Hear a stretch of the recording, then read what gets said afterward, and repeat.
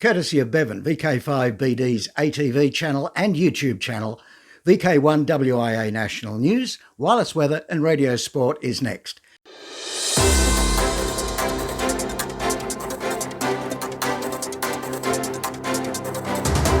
From Australia, this is the Wireless Institute of Australia with the weekly news service. This broadcast is in text, audio and video and is accessed on wia.org.au. It certainly is the national news for week commencing January 23, 2022, in our 27th year of non-stop news, and the program is recorded in Brisbane, Olympic City 2032. I'm Graham, call sign VK4BB.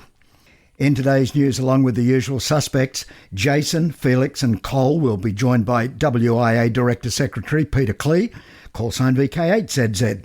We'll have a look at what's happening in Tonga after that volcano erupted, and a warning, as most social media reports, much of what I've seen is being rewritten by folk not on the ground, so check facts first.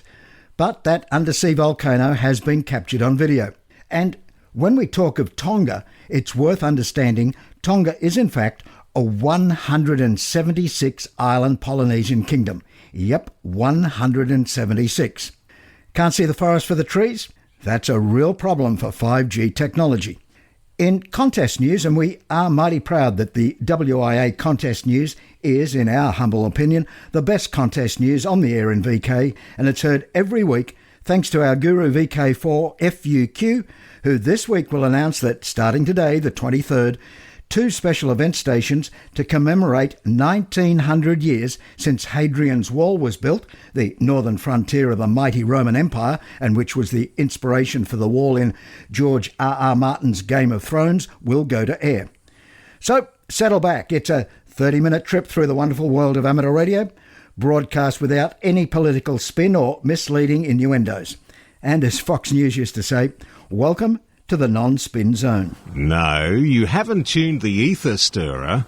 This is the official VK Ham News from the One, VK1WIA.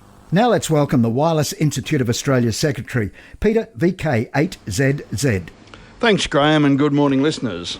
In times of natural disasters and other emergency situations, radio amateurs throughout the world have always stood up and provided support communications, and sometimes the only communications immediately after a disaster. I live in the Northern Territory of Australia and know this very well. When Cyclone Tracy hit Darwin in 1974, the only communications out of the area initially was by a radio amateur who hooked his transceiver up to a car battery and let the world know that Darwin needed help. Also in Australia, emergency communications has been provided after numerous bushfires, including the Black Friday and Ash Wednesday more recently in '83, and even more recently with fires in a number of states. Amateur radio communications was also very important for the first few days after the Newcastle earthquake in 1989, as well as more recent in devastating floods in Queensland, New South Wales and other emergency situations across Australia. Now Tonga is in a state of emergency. Their only communications link to the rest of the world and even to some internal islands has been cut. I urge the amateur radio community to listen out on the recognised international emergency frequencies for any traffic from Tonga, especially on 14.300 MHz. Other emergency frequencies are listed in the text edition of this broadcast, and for those not listening, then keep clear of those emergency frequencies. And just before I close, this is just a reminder that the Australia Day contest is taking place this Wednesday, the 26th of January. The rules are generally derived from the RD contest. A big thanks goes out to Alan VK4SN and Trent VK4TS, who conceived the idea of this contest. This is a trial contest, so the contest committee are keen to hear from the contesting community for suggestions on how to improve it for 2023. The contest starts at midnight on the 25th of January on the East Coast and extends until midnight on the West Coast. That's daylight saving time. A 27-hour contest. Full details and rules are available on the WIA website. This has been WIA Director and Secretary Peter VK8ZZ73. This is VK1WIA. All points of contacts from today's news stories are to be found in print when you read the web editions, www.wia.org.au.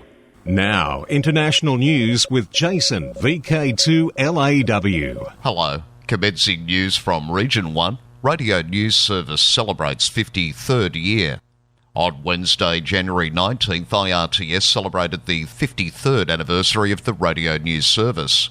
On January 19th, 1969, the first Irish radio news broadcast was made by Bill McElwain, Echo India 9 Foxtrot, on the AM mode on 3.650 MHz. This was followed on SSB by Jim Bartlett, Echo India 2 Bravo Bravo. Later on, Shane McNamee, Echo India 2 Alpha, transmitted the bulletin on VHF. Congratulations, and this WIA news service takes the opportunity to pay tribute to all of those who started and maintained the service over the past 53 years. This includes newsreaders, editors, and all who provide content for their bulletins. The 2022 South African Radio League National Convention will be held virtually on Saturday the 9th of April and Saturday the 23rd of April. On the 9th of April, the Amateur Radio Technology in Action Symposium. On the 23rd of April, the annual general meeting and the SARL Awards and Trophies. The SARL Secretary has received 5 nominations to serve on Council. In news from Region 2, responding to concern over the unprecedented upsurge in COVID-19 cases worldwide, organisers of the International DX Convention in California have called off their annual event, which is considered one of the premier amateur radio DX conventions. It was to have been held beginning April 8th, hosted by the Southern California DX Club and the Northern California DX Club. Hams in Canada have a new resource to help them locate other radio operators. Georgian Bay Amateur Radio Club Victor Echo 3 Oscar Sierra Romeo in Canada is offering a way for hams to reconnect with one another through clubs, especially if they've lost touch during the pandemic. Clubs throughout Canada, from the Atlantic to the Pacific, are now shown on a colourful map display which is free online for all hams reference. The Georgian Bay Amateurs are encouraging other clubs in Canada to add themselves to the map. Of course, here in VK, every WIA-affiliated club is to be found on wia.org.au and click the tab at the top entitled Affiliated Radio Clubs. As 5G technology gets fully implemented over the next few years, mobile phones and other wireless technology will grow more powerful with increased data flow and lower latency. But along with these benefits comes a question. Will your next generation mobile phone be unable to see the forest for the trees? That's one way to describe the problem confronting cell network designers who have to embrace both the benefits and shortcomings of a new class of signals that 5G will use, millimetre waves. Not only can these waves carry more information than conventional transmissions, but they also usefully occupy a portion of the broadcast spectrum that communication technologies seldom use.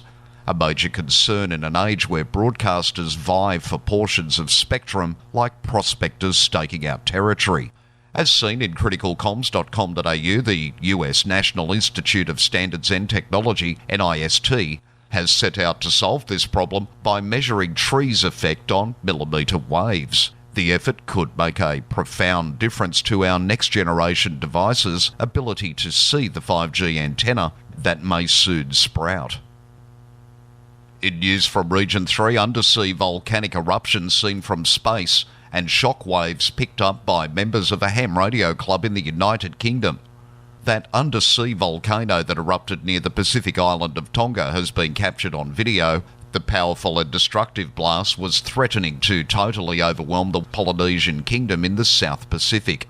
Japan's Himawari 8 weather satellite recorded dramatic footage of volcanic exhaust emerging from the waves, as well as an atmospheric shock wave rippling away from the blast site. The undersea blast hurled a plume of sulphurous ash all the way to the stratosphere. Satellite videos show an atmospheric shockwave expanding on all sides of the plume. You can see the movie on spaceweather.com. Peter Rivers, 67, Secretary of Welland Valley Amateur Radio Society, told the Harbour Mail, "This may be a once-in-a-decade event, if that. There was a sharp sudden spike as the pressure wave from the volcanic eruption in Tonga passed over us here in Market Harborough, a market town in the Harborough district of Leicestershire in England. That was about 14 and a half hours after the volcano erupted. The shockwave had travelled about 10,200 miles at a speed of just over 700 miles an hour. The World Health Organization, WHO, is closely coordinating with other United Nations agencies and partners to support the response to the recent volcanic eruption and tsunami in Tonga, including acting as a central channel of information in the face of continued telecommunications outages. Electricity and local mobile phone networks have been restored in Tonga Tapu. Power connection is not yet stable. International and inter-island calls are still not possible due to the damage to the undersea cable. Tonga Cable and other entities are actively working to repair the damage. There is no time frame available for when communications may be restored." And wrapping up this week's international news from China, 40th anniversary of partial resumption of ham radio.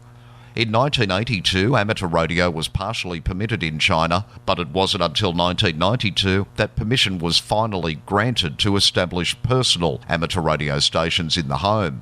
Since then, 170,000 have become radio amateurs. A translation of a post by the National Amateur Radio Society, CRAC, reads, "The stars are moving. Everything welcomes the new year, and 2022 has arrived. This year marks the 40th anniversary of the partial restoration of amateur radio in my country and the 30th anniversary of the comprehensive restoration.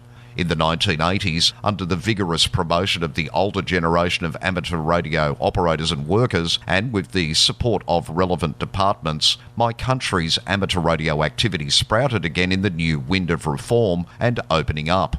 In 1982, the club amateur radio station was allowed to resume. With the attention of enthusiastic people from all walks of life in China and the help of foreign amateur radio operators, the long-term gap in amateur radio technology and activities was filled, and a group of new amateur radio operators were trained. It also began to be popularised by the knowledge of amateur radio, which initially corrected the historical misunderstanding that ties amateur radio and special suspicion together, and laid a solid foundation for a comprehensive recovery.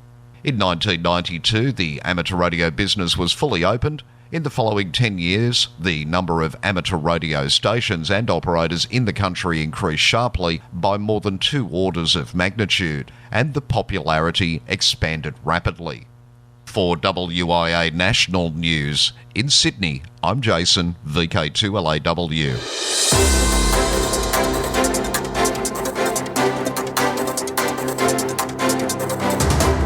This is the home service of the Wireless Institute of Australia through VK1WIA. Now operational news with Felix, VK4FUQ. Hello there, 2022. Australia Day, the brand new WIA Australia Day contest. Then in March is the John Moyle Memorial Field Day. The JMM-FD contest starts 0100 hours GMT on the 19th of March and concludes at 0059 hours GMT on the 20th of March. Harry Angel Memorial 80-metre Sprint, Saturday 7th of May 2022, 10 hours UTC to 11:46 UTC. International CQ Pride Contest June 4 to 6. TX Window, Hadrian's Wall Special Event Station. Starting today the 23rd, 2 special event stations to commemorate 1,900 years since Hadrian's Wall was built. The northern frontier of the mighty Roman Empire, which was the inspiration for the wall in George R. Martin's Game of Thrones. There will be 2 special event stations, GB1900HA and GB1900HW, running throughout the year of 2022 to commemorate 1,900 years since the building of Hadrian's Wall. Austin Vaughan, M0MNE in South Shields, Tyneside, England, and Roy Nicholson, M0TKF in Hexham, Northumberland, England, will be operating from the stations from near the wall, and will be active throughout the year on the HF and VHF bands in voice, CW and digital modes. The special event station will officially be part of the Hadrian's Wall 1900 Festival, where hundreds of events and activities will be taking place in a year-long festival across Hadrian's Wall. QSL via Logbook of the World and Club Log OQRS.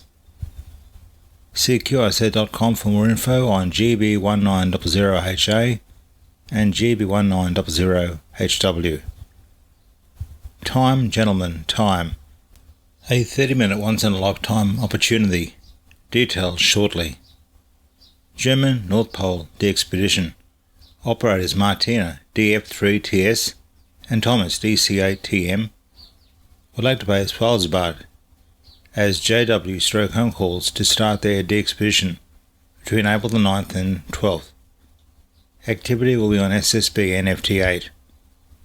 They will be active from a Russian Zverny Borealis, the scientific polar drifting base, approximately 80 kilometers from the North Pole on the Arctic Ocean, where they will activate the WWF area RFF 0176. Operators will use their special call signs DP0LE and as RA/DCA-TM/P and RA/DF3TS/P to represent the Russian flag of the camp between April the 14th and 17th. Activity will be on the 40, 30, 20, 17 metres using SSB and FT8. Activity from the North Pole, 90 degrees north, under DP0LE and DC8-TM/P, together with Martina DF3TS/P, will take place sometime during this time. The exact schedule will depend very much on weather conditions on 20 metres. Now note activity is limited to approximately 30 minutes. Seychelles. Beverly S79BMK is the new operator, and QRV from our island, IOTA AF024, in the Seychelles, and has been heard and worked on most of the popular HF bands. EH5, Spain, special event. Jose EA5N will be active with the special call sign EH5AAW from Denia during the 19th Antarctic Activity Week between February the 18th and 27th. For VK1WIA National News, I'm Felix VK4FU Inningham.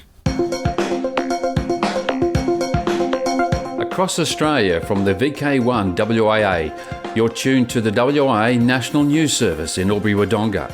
It can be heard on 145.525 MHz or node 388642 every Sunday morning at 10 a.m. and repeated again that day at 19:30. This is Rob, VK2 Foxtrot Alpha Alpha Alpha. Hi, VK4BB Graham stepping in again, this time at the Q News workbench. Work the world on a 555. Over the years, the humble 555 timer has been used in so many unexpected places. But there's a project from Frank Latos which we think may be a first. On a piece of stripboard, sit a pair of 555s and, instead of the usual passives that are a set of LC circuits, there is no timer. Instead, it's a CW or Morse transmitter for the 80-metre amateur radio band. One 555 is configured as a feedback oscillator through a toroidal transformer with a tuned circuit to set the frequency of oscillations. The other takes an inverted input from the oscillator to produce complementary push-pull outputs from both 555s, which are fed to another transformer that in turn feeds a low-pass filter and thus the antenna. Free-running square-wave oscillators of this type are not unusual for the lower HF bands, but we think this is the first 555 design we've seen. As shown, it doesn't produce much in the way of RF power, but remembering half-decent motor drivers using a 556 dual timer, we think that selection of one of the more powerful 555 variants might deliver some more punch. We commend his creativity, though, and hope he can get that all-important entry in the log to prove it works. Now, if you're curious about low-power radio operation, and it's something Hackaday have explored before, you'll find it on the link we like in this week's Wireless Institute of Australia's National News Service.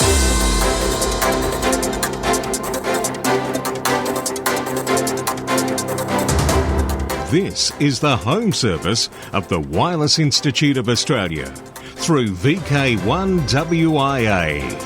Now, special interest group news with Cole, VK3GTV. Hello, welcome to Worldwide Special Interest Group News and Spy versus Spy. Soviet QSL cards, wireless receivers and secret agent transmitters. Andy G0SFJ's presentation to Sutton and Cheam ARS is certainly worth a look and can be downloaded from the link we like in this week's text edition of WIA News. The presentation shows what the old QSL cards may reveal about the 1930s wireless technology in the Soviet Union, and describes two transmitters in use by secret agents in Japanese-occupied Manchuria. Our Worldwide Special Interest Group's Summits on the Air, Flora and Fauna program, Parks on the Air, and other adventure groups. Parks on the Air have thanked the nearly 4,000 activators and 122,000 hunters who combined forces to make over 2.6 million contacts from over 10,000 parks in 45 different DXCC entities for 2021. Of particular note, POTA congratulated Bill, K4NYM, who completed 1,260 activations for the year, David, NG5E, who activated 421 different parks, Gene, NT2A, hunted 5,458 parks, and Joe, N3XLS, made 11,467 hunter QSOs in 2021. Worldwide Special Interest Groups, CW. The special event, K3Y, that has been active since the start of January, is fast approaching QRT time. Started January 2nd, SKCC members around the world have been operating special event CW stations using only straight key, bug key, and cootie keys. These three key types are the original instruments of early radio telegraphy, which this event celebrates. This is the 16th straight key month event and the 16th anniversary of SKCC. There are many K3Y volunteer operators active across the world, making possible this celebration and memorial of non-electronic, manual Morse code communication on amateur radio spectrum during every January. You are invited to participate, either as a non-member or as a member. Worldwide Special Interest Group's Final Frontier. Launch of that wooden satellite is still pending. WIA Woodsat, a Finnish spacecraft that planned to include an amateur radio payload, was forced to postpone its announced launch target from 2021 to 2022 after the International Amateur Radio Union Amateur Satellite Frequency Coordination System turned away its request to use amateur radio frequencies. I regret to inform you that IARU is not in a position to support the WIA Woodsat coordination request, the coordinator said. The main reason is that the primary mission doesn't seem to be an amateur mission. I personally like the description of the satellite made of timber, perhaps with a wood grain finish. Moving on. And that Chinese satellite, CamSat XW3, CAS-9, that was launched about 3 weeks ago, has been given the designator HO113, short for Hope Oscar 113. The beacon frequency with 22 words per minute CW can be heard on 435.575 MHz. GMSK telemetry is transmitted on 435.725 MHz. The inverting 100 mW transponder listens on 145.870 MHz and transmits on 435.180 MHz with a 30 kHz passband. Worldwide Special Interest Groups, Rescue Radio. Radio's resilience during trying times has become the focus of a new special interest group convened by the Bendigo Amateur Radio and Electronics Club. The group held its first meeting on Saturday, January 15th, focusing on needs in the Shire of Mount Alexander. Using the Zoom platform, the meeting drew representatives from a disaster preparedness group, other amateur radio clubs in Victoria, and a number of candidates studying for their amateur radio licence. Coordinator Tony Feller, VK3KKP, told us via Amateur Radio Newsline that there were even some attendees who were not intending to become hams, but nonetheless want to be able to listen to the amateur frequencies and pass along messages, sometimes by citizen band radio when disaster strikes. Tony is calling the special interest group the Mount Alexander Radio Watch and said its purpose is to create a network of listeners, not to launch a rescue group.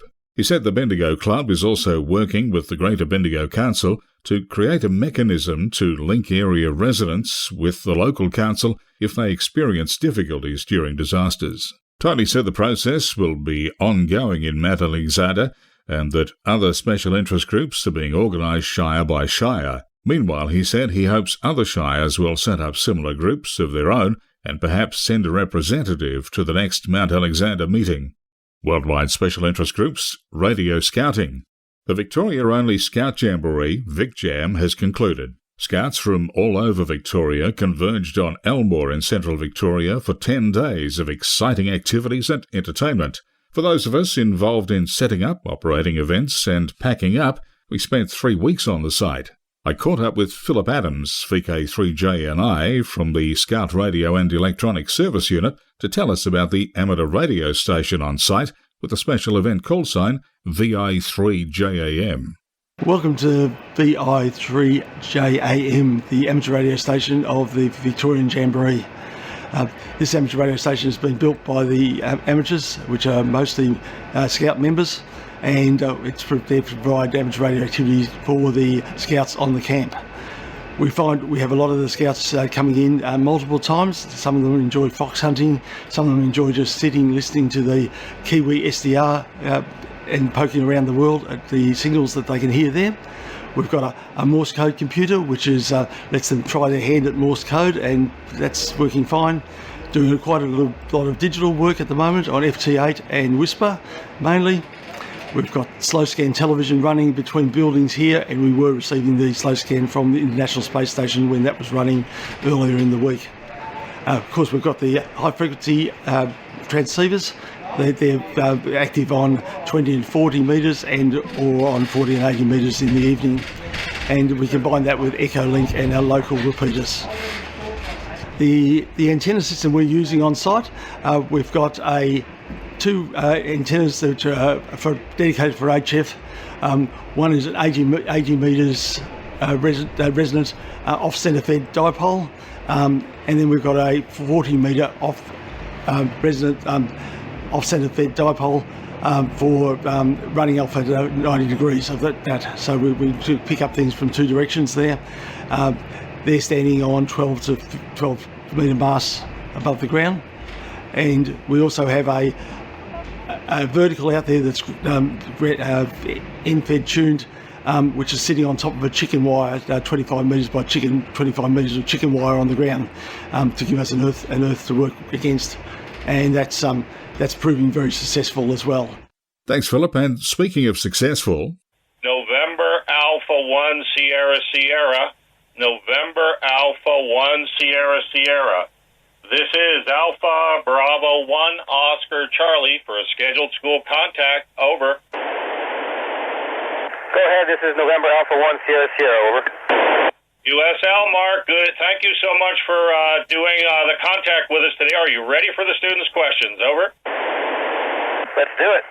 17 lucky Scouts were able to make contact and ask questions to NASA astronaut Mark Vanderhei, KG5GNP, aboard the International Space Station as it crossed over North America using the ISS call sign November Alpha 1 Sierra Sierra. A complex Aris tally bridge was headed by Fred Kemmerer, AB10C, operating the ground station from his home in Hollis, New Hampshire, USA, tracking the ISS view with his antennas. The amateur station was a huge success, with many Scouts of all ages eager to become licensed amateurs. And be sure to check out the video version of this WIA news broadcast by Bevan, VK5BD, for a look at the VI3JAM station and the ISS contact. That's it for me for this week. Catch you next time. I'm Cole, VK3GTV. Here we are. We've reached the end of WIA National News.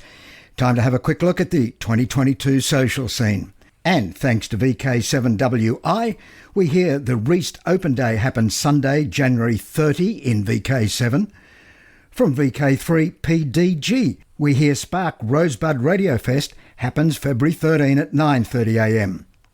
VK4FTN tells us Redfest happens in VK4 April 9, and VK5DJ, the Australian Fox Hunting Championship and the SIRG Convention, Mount Gambier Queen's Birthday Weekend in June.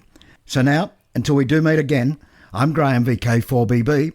May all your news be good and walk softly. From Australia, this has been the Wireless Institute of Australia with the weekly news service. This broadcast is in text, audio and video and is accessed on WIA.org.au. Courtesy of Bevan, VK5BD's ATV and YouTube channel, this has been WIA National News. We're back now, live and local, and your voice, your callbacks. And don't forget, tick like.